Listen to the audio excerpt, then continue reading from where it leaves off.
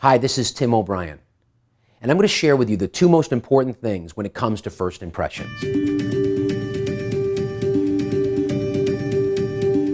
When it comes to first impressions, I want you to keep this in mind.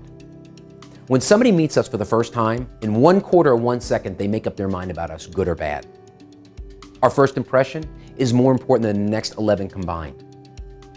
If we do something bad or negative, it takes 9 positives to just get back to neutral. So, needless to say, our first impression is vitally important. Now, there's 2 component parts. The first part is before we open our mouths, and the second is when we start talking.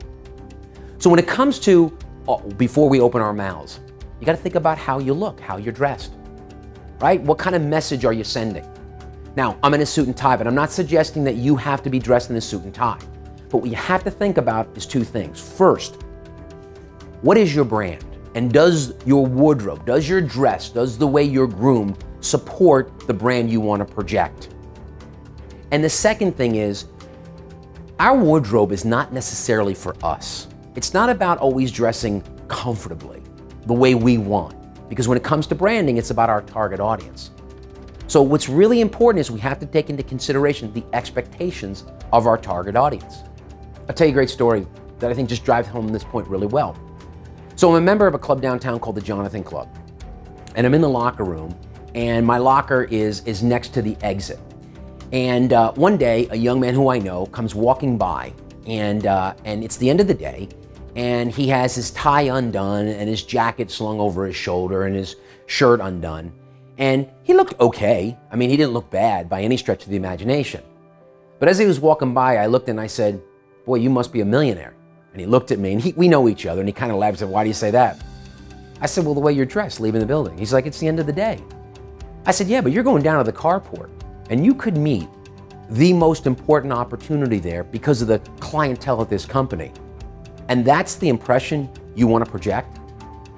Well, it's interesting because going forward, he was always put together when he left.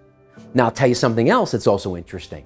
Is there are times, look, I'm like you, man, I'm a work in progress. I mean, it's, sometimes it's really hard to follow through and be consistent. Sometimes I want to phone it in. I mean, I'm like you. But I will tell you, I remember that conversation, and that keeps me on track. So think about what's your brand and is your wardrobe? Is the way you're dressed, the way you're groomed, your haircut, whether you have a light beard, no beard, whatever the case may be, does it support the message you want to project? And then the second piece, when you open your mouth, does what you say sound good? Does what you say reflect your brand? Does what you say validate their first impression that this guy looks sharp or this woman seems to really be on the ball? Now, I will tell you, there are 3 messages that you have to deliver to really demonstrate that you're on the ball. And I don't mean like you have to deliver all 3 all of the time. You just have to be prepared. They're almost like your talking points, as if you're running for office. One is your elevator pitch or credibility statement. The others are your features and benefits about you and your products and services. And the third is your uniqueness statement. Those 3 things you've got to be awesome at. Because the last thing you want to do is look like you're put together.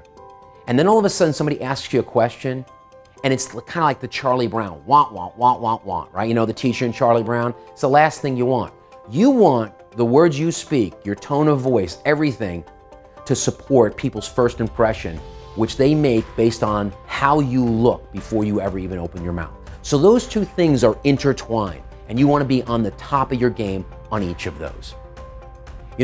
I'll tell you a story that for me just made me feel really good. I was super proud.